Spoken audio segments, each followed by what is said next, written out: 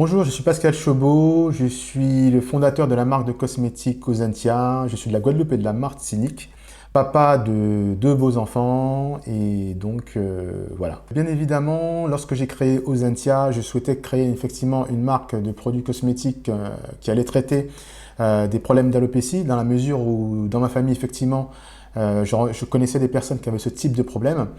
Par la suite, je me suis un petit peu renseigné et je souhaitais déjà régler le problème personnel d'une de mes cousines.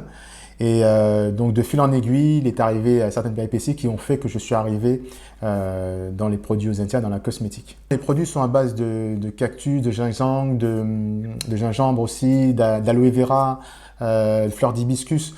Donc il y a effectivement, il y a une grosse pensée surtout pour ma culture antillaise. D'ailleurs, le petit clin d'œil aussi que je fais en créant les produits Ozentia, ce sont sur les packaging. Vous pourrez observer qu'il y a les cartes de la Guadeloupe et de la Martinique. Ça me tient énormément à cœur, bien évidemment, pour montrer d'où vient Ozentia. Donc voilà, c'est toute une culture et le nom Ozentia, pour ceux qui connaissent cette histoire, vient de quand j'ai hérité de ma grand-mère qui s'appelait Osange, qui est de la Guadeloupe. Et Osange, et dans mon rêve, je disais Osange et j'ai dit Ozentia. Donc c'est un rapport toujours avec ma culture profonde. Si on regarde par rapport à mon parcours, au parcours de ma grand-mère, parce que c'est elle que j'ai vraiment connue, Mamie aux Anges, elle était entrepreneur à la base, puisqu'elle avait sa boutique et était déjà entrepreneur. Ma mère est entrepreneur, mon père est entrepreneur.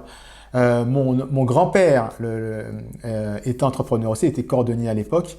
Donc on a effectivement cette culture du travail, de montrer que nous pouvons faire d'autres choses que d'être des salariés. Parce qu'à chaque fois, quand on est aux Antilles, qu'est-ce que nos parents nous disaient? Sois fonctionnaire pour la sécurité de l'emploi. Ça, j'ai toujours connu. Il faut que tu ailles travailler soit à l'hôpital ou à la poste, les PTT, etc., etc.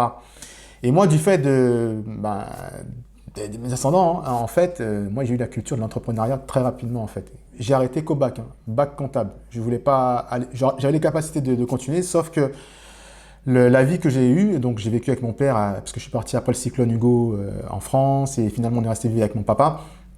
Moi, à un moment donné, j'ai voulu très rapidement gagner ma vie, en fait. Voilà. Donc, moi, j'ai arrêté qu'au bac, et ce n'est pas... Je me suis dit, mais mon père m'a dit, OK, il ne m'a pas forcé, il m'a dit, mais par contre, va jusqu'au bac. C'est ce que j'ai respecté. Et au jour d'aujourd'hui, même mes enfants, j'en ai un plus grand qui fait des belles études, l'autre qui, bon, il se cherche un peu, mais bon, je lui dis, va au moins jusqu'au bac. Maintenant, honnêtement, je ne pousserai pas la jeunesse à forcément, s'ils n'ont pas l'envie, parce que, mais je leur demanderai quand même d'aller jusqu'au bac, c'est le minimum. Après, ceux qui font de belles études, tant mieux, ils ont les capacités. Si tu as les capacités, tu aimes ça, bien sûr, on veut des chirurgiens, on veut de grosses pointures, ça, aucun problème. Par contre, celui qui veut peut-être se lancer dans l'entrepreneuriat, honnêtement, je l'encourage, s'il a une idée, s'il a la conviction et la volonté, qu'il aille jusqu'au bout de son rêve. Mais il va falloir travailler. Alors, je veux vous raconter une histoire qui est assez intéressante en France. Moi, quand j'étais petit, donc je suis né à Clichy et ensuite on a vécu à Courbevoie. Et en face, on avait les grands bâtiments de la Défense. Et je disais à ma mère à l'époque, maman, un jour je travaillerai là-bas. Effectivement, un jour, j'ai travaillé là-bas. Mais ce qui était hallucinant, l'histoire, elle est assez intéressante. Donc, je suis embauché en fait en tant qu'assistant commercial. Donc, c'était juste après mon bac. Donc, je fais des annonces et on m'embauche. Et en fait, je n'oublierai jamais cela. J'avais un costume beige, un petit costume beige et des Clarks bleu ciel. Donc, le truc, voilà. Et j'arrive à l'accueil et la dame de l'accueil, elle me voit et tout arriver. Et après, elle part tout de suite. Et après, ça va papoter avec les filles et tout, etc. Et finalement, il y a la responsable qui arrive, Corinne Godard. Elle était du même signe que moi, astrologique. C'est ce qui a permis pas mal de choses. Taureau. Donc, elle me pose des questions. Elle me dit, voilà, qu'est-ce que vous achetez, votre bac et tout. Je dis, voilà. Et c'était un CDD de 4 mois en tant qu'opérateur de saisie. Et après, elle me demande, qu'est-ce que vous voulez faire plus tard? Je dis, ben moi, je veux être chef d'entreprise quand j'aurai 30 ans. Elle me dit, OK, très bien. Bon, bim, elle m'embauche. Waouh, premier entretien, elle m'embauche. Ensuite, pendant une semaine, donc c'était un CDD, elle voit que moi, je prenais pas de pause, je travaillais comme un fou, j'étais mon tempérament. Au bout d'une semaine, elle vient me voir, elle me dit, bon Pascal, écoute, je suis allé voir le directeur commercial et en fait, on veut te créer un poste, on veut te garder en CDI. Ça faisait même pas une semaine et c'était un CDD de 4 mois. En une semaine, elle me dit, voilà. Le directeur commercial m'appelle, il me dit, bon Pascal, Voilà, j'ai eu Corinne et Corinne, comme c'était son bras droit, si Corinne disait que lui était bon, il faut le garder.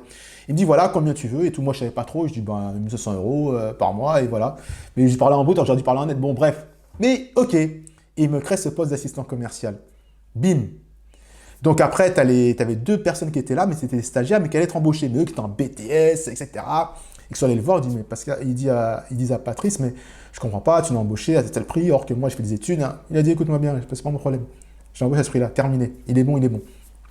L'aventure commence comme ça.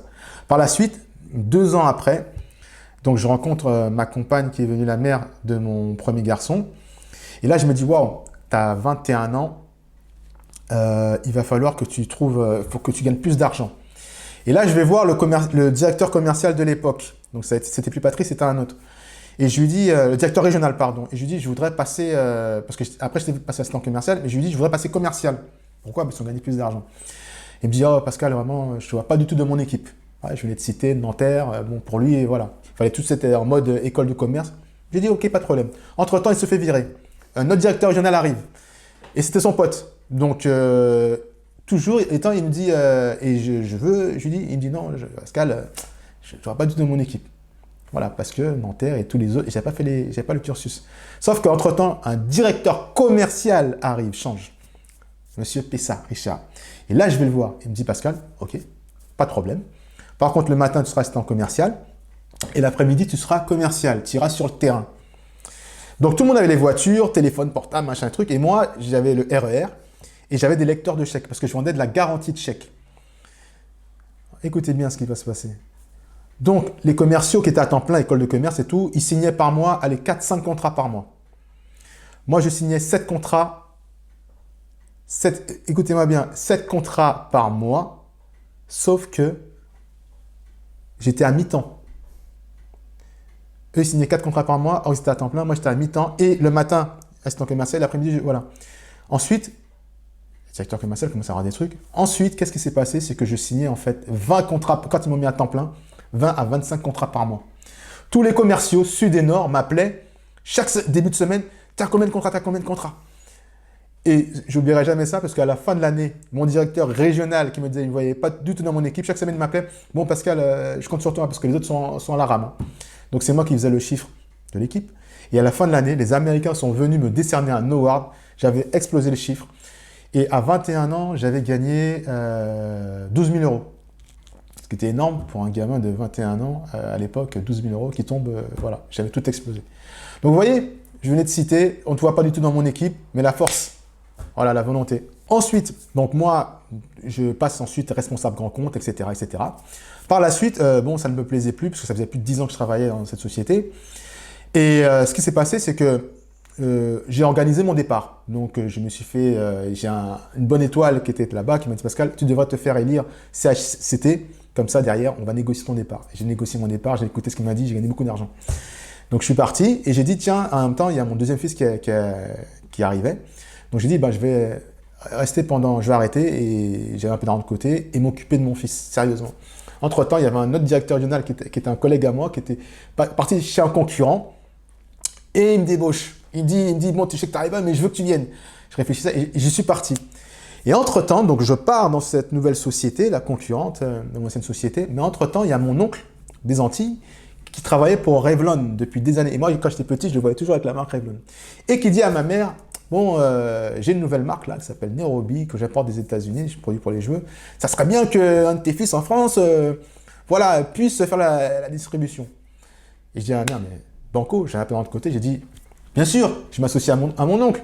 Et on lance Nairobi. Donc voilà, je me lance dans l'entrepreneuriat. Ça commence.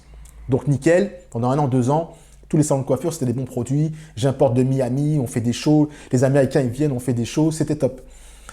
Mais par la suite, comme je ne connaissais pas trop la législation française au niveau de la cosmétique, parce que moi je me lançais, mais j'étais en mode, moi je suis quelqu'un, je ne réfléchis pas trop, j'y vais et après on voit. En fait, un de mes produits, Nairobi, se fait contrôler chez une de mes clientes, un salon de coiffure. Et là, il dit que ce n'était pas écrit en français. Et la législation française, quand tu importes, c'est hyper réglementé. Donc je suis convoqué à la répression des fraudes, oui, et en fait, je remonte le produit, et ce produit-là, il était écrit en français et en anglais en plus. C'était un des produits, tous les produits, on avait mis des étiquettes, et celui-là, il n'y avait plus d'étiquette, c'était nickel. Et là, elle me dit, ah bon, mais bon, comme il faut jamais blâmer une contrariété, Il me convoque et voilà, il me dit par contre, est-ce que vous avez fait les tests de ceci, de cela? En gros, chaque produit que j'importais, il aurait fallu faire un test. Ça coûtait 3 000 € par produit. J'ai dit waouh, ça va être compliqué.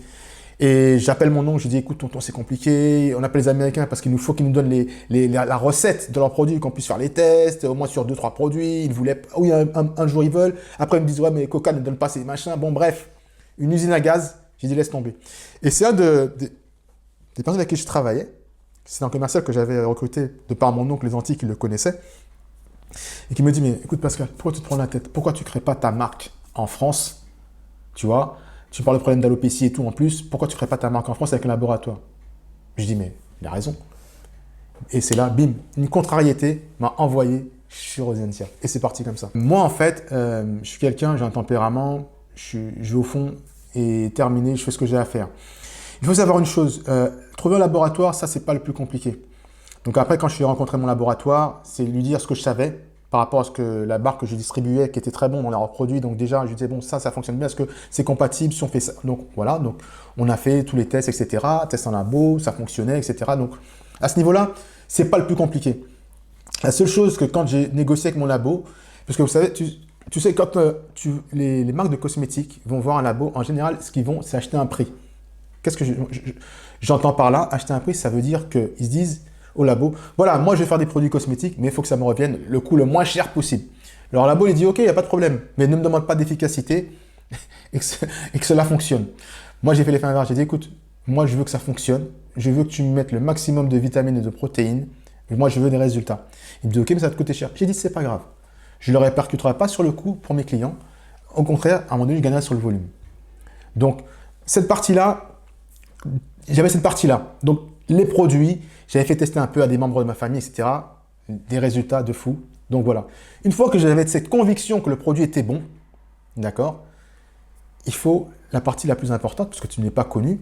Et il faut savoir que les clients premiers, ce sont les professionnels, ce sont les boutiques de cosmétiques qui sont tenues par des Pakistanais et des Indiens. Communauté que je respecte énormément car ils sont très forts, très solidaires et c'est les travailleurs. Donc il faut savoir que le monde cosmétique finalement afro qui est le nôtre n'est pas vraiment le nôtre puisque il s'est tenu par les Indiens et les Pakistanais. Ça c'est la réalité. Donc tu arrives à un marché avec une marque, personne ne connaît et cette communauté, ils aiment que les produits se vendent tout seuls, qu'on vienne et on leur demande le produit, voilà. Donc forcément des produits qui étaient connus, voilà. Donc ils ne vont pas vous demander votre marque, voilà.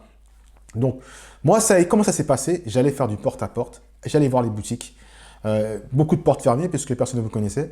Et après, j'ai commencé quand même à reprendre les salons avec lesquels je travaillais avec Nairobi.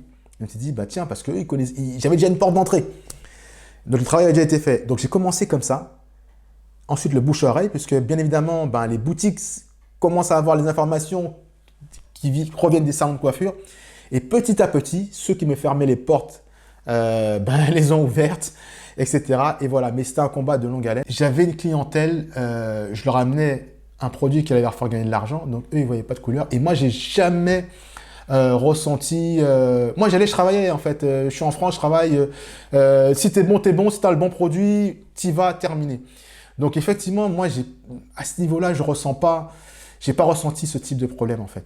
Moi, je faisais ce que j'avais à faire, il n'y a pas de couleur de peau. Je suis là, je pense que je suis bon dans ce que je fais, j'y vais, tu as besoin de ce produit parce que je vais te faire gagner de l'argent. Et il faut dire que ma clientèle était à 95% d'origine juive. Et je sais pas, on a un courant qui passe très bien. Avec cette communauté, c'est vrai que c'est une communauté avec qui ils m'ont fait gagner beaucoup d'argent, très jeune, et avec qui je m'entends très bien en fait. Dites-vous bien une chose, moi, à un moment donné, j'ai ouvert une boutique. J'ai ouvert une boutique parce que j'avais une autre stratégie en tête. C'était à mes débuts. J'ai ouvert une boutique, je suis assez ému quand je parle de ça. J'ouvre cette boutique, mais j'étais mal placé. Une semaine avant, j'avais fait un accident de moto en plus. Donc, j'avais en fait un bras en écharpe et j'avais mes échéances. Donc, je me revois reprendre la voiture avec mon bras en écharpe et il faut que j'aille ouvrir cette boutique. Donc, moi, comme je suis un soldat, j'y vais et j'ouvre la boutique dans les temps et heure avec mon bras handicapé. Et en fait, j'étais placé rue Sainte-Cécile, à côté des Folies Bergères. Le problème, c'est que moi, effectivement, il aurait fallu être bien placé. Boulevard Strasbourg, etc. Moi, j'étais mal placé parce que c'était les fonds. Parce que pour être bien placé, c'est souvent les murs, et c'est souvent un apport, etc. Blabla. Et moi, j'avais réussi à trouver ce qu'on m'avait dit que je ne trouverais pas, une petite boutique, sans pas de porte à payer. J'avais juste le loyer à payer.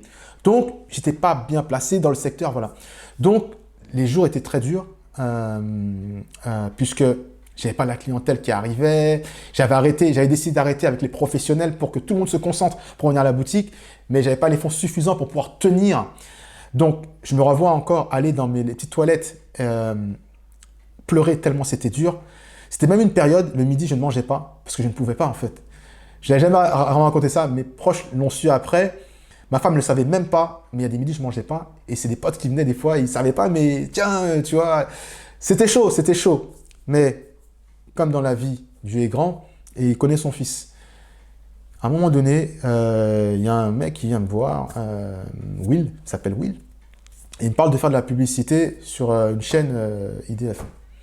Mais c'était trop cher, il fallait que je trouve de l'argent et tout, etc., etc. Et je dis, waouh, donc j'arrive à m'organiser pour prendre les petits deniers, pour essayer au moins de donner une petite partie pour lancer la pub.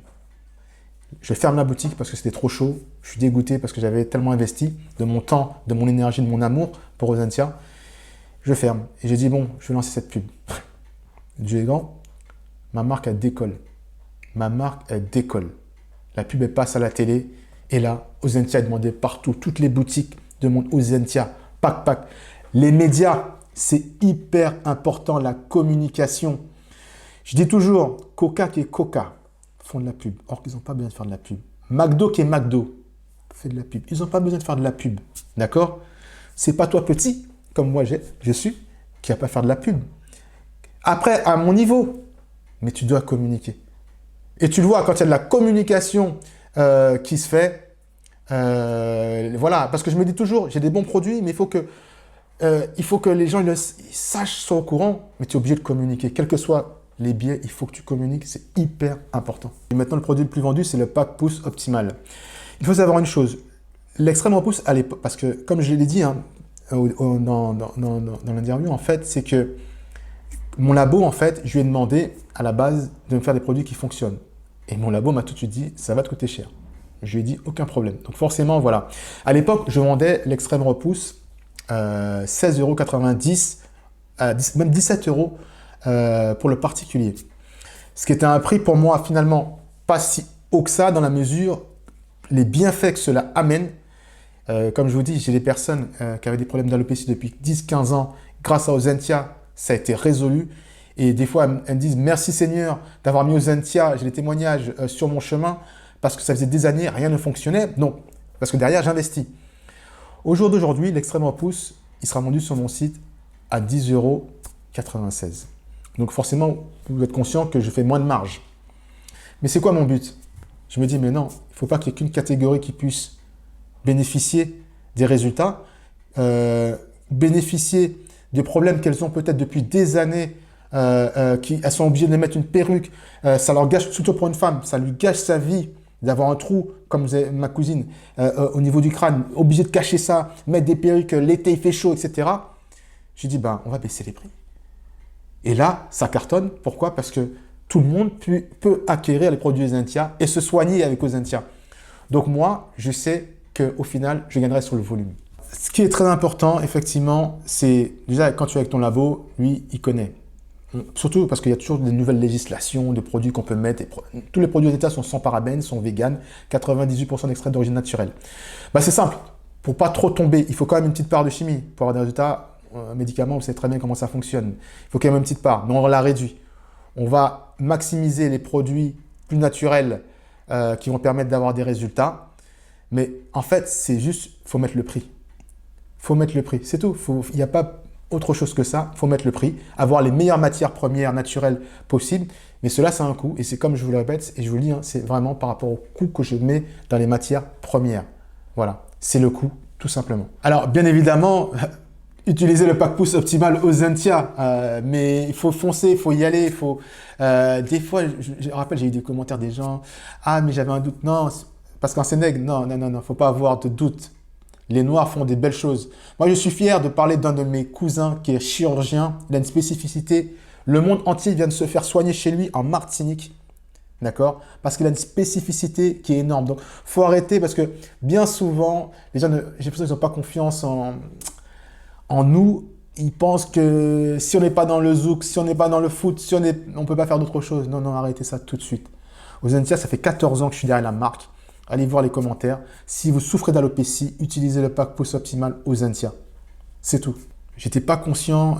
J'ai vu effectivement suite au reportage qu'on a fait sur TV Antilles, le nombre de personnes qui souffraient d'alopécie. Et c'est même pas une histoire d'âge. Hein. On se dit, bon, c'est la vieillesse, etc. Non, non, c'est même pas une histoire d'âge. J'ai vu des cas, on a résolu des cas avec Ozentia. Même moi, des fois, je suis choqué, stupéfait des résultats. Et tant mieux d'ailleurs, mais je ne pensais pas qu'il y avait autant. C'est énorme. Alors, je pense aussi, aux Antilles, on en a pas mal, parce qu'il y a plein de choses. Hein, vous savez, on va parler d'autres choses aussi, mais on va dévier sur quelque chose qui est différent, par exemple la prostate. Donc, il y a plein de choses. On ne va pas revenir, je ne vais pas faire une polémique, mais vous savez, je pense que vous savez les problèmes qu'on a. Nos terres, comment elles ont été souillées par pas mal de choses. Je ne vais pas rentrer dans les détails, mais vous savez. Donc, oui, à mon avis, les alopécies, il y a des choses qui ne sont pas étrangères. Je sais que c'est beaucoup de chocs émotionnels qui peuvent produire ce type de problème. Il y a aussi des choses génétiques. Mais on n'a pas été aidé non plus sur notre sol antillais. Voilà, je referme la parenthèse. J'ai des beaux témoignages. Alors, je vais reprendre un témoignage qui me revient souvent, qui me tient à cœur, mais parce que c'est souvent, j'ai l'impression que c'est les mêmes personnes. C'est quand elles me disent que depuis de nombreuses années, mais quand je dis de nombreuses années, c'est des personnes qui disent 10, 15, 20 ans que tout ce qu'elles avaient utilisé n'avait pas résolu leurs problèmes. Et qu'avec Ozentia, elles ont enfin réglé leurs problèmes. Donc, elles me remercient. Et surtout, il y a une dame qui a dit « Merci Seigneur d'avoir mis Ozentia sur mon chemin. » Et ça, cette phrase-là m'a marqué cette phrase quand même, parce que c'était assez costaud. Il est important de breveter ces produits dans la mesure où, déjà, on va commencer même par le début, protégez déjà le nom de votre marque. Parce que jusqu'à présent, j'ai rencontré des gens, des entrepreneurs, et je leur posais la simple question, même l'idée, même une phrase, je leur dis, est-ce que tu as protégé ton idée, ton concept? Ah non, je dis, mais je ne comprends pas ton histoire là. Mais tu sais que n'importe qui peut arriver, et voilà. Donc, l'INPI, c'est pas pour les chiens, d'accord? Vous avez une idée, vous la notez, vous la protégez. Et vous faites une recherche, par exemple pour le nom, vous faites une recherche d'intériorité. Alors, j'ai eu un problème avant que ce soit Ozentia, c'était Origins Air. Sauf que les avocats du groupe Estée Lauder m'ont tout de suite interpellé. Vous avez mis un nom qui fait partie de notre groupe, le nom d'une société, Origins dans notre groupe. Veuillez, donc tous les packages que vous avez fait, j'ai dû tout défaire. J'avais oublié de vous le dire, ça c'est très important. Faites avant tout, quand vous allez à NPI, demandez une recherche d'intériorité. C'est 40 €, une recherche d'intériorité. Et là, on vous dira, ah non, ça n'existe pas. Et là, vous posez votre marque. Posez votre marque, posez votre brevet. Protégez-vous. Protégez-vous. Parce que demain, et ouais, tu as la bonne idée, tu as le bon concept, il n'y a pas de problème. Tu vas même venir me la dire à moi. Je vais dire, ok, super, tu l'as déposé? Non, ah, ok, moi je vais la déposer. Et c'est moi qui aurai l'idée. Donc, soyez pas, vous voyez ce que je veux dire? Faites les choses vraiment tranquillement. Mais c'est les premières choses à faire. Même avant de commencer tout votre concept, si tu as l'idée, le nom, tu poses déjà. Tu vas payer 250 €, je crois, pour le dépôt, plus 40 € aux charges d'antériorité. Voilà. Ton brevet, tac, tac, tac. Tu le poses. Donc, j'insiste énormément dessus. Franchement, voilà, si tu as l'idée, tu as le concept, dépose. Déposez-y, comme on dit chez nous. Alors, premier message, c'est soyons fiers de nous. C'est pas que le foot, c'est pas que la musique. C'est bien, on est bon dans ces domaines et merci Seigneur, on est bon. Mais on sait faire d'autres choses. Soyons solidaires, devenons les numéros 1. Aujourd'hui, je répète, hein, mais vous voyez nos produits là, les produits qui sont faits pour nous, ils sont vendus par une autre communauté que je respecte énormément, ils sont très forts, j'ai beaucoup de respect parce qu'ils travaillent dur. Mais j'aurais tellement aimé voir plus d'Antillais avoir des boutiques qui revendent mes produits. Parce que moi je vis en métropole. Voilà, donc soyons solidaires. Donnons la chance à nos produits. Achetez du Ozentia, bien évidemment, mais n'achetez pas que. Il y a beaucoup de gens de la communauté qui font des choses, énormément d'intelligence. On a énormément de... Pas Donc, s'il vous plaît, donnez-nous notre chance. Donnez-nous cette chance Avançons ensemble et commençons à penser un petit peu comme aux États-Unis. Les Afros là-bas rigolent pas, hein. Les Afros, c'est une mafia, hein. Les Afros là-bas, je sais qu'ils ont leur mouvement, mais il est temps qu'on ait un mouvement intelligent et qu'on commence. Arrêtons dans le dénigrement, dans les trucs, les futilités et battons-nous. On a tellement de choses à faire, on a tellement d'intelligence chez nous. Il est temps de les mettre en avant. C'est tout ce que j'aurais à vous dire. Voilà.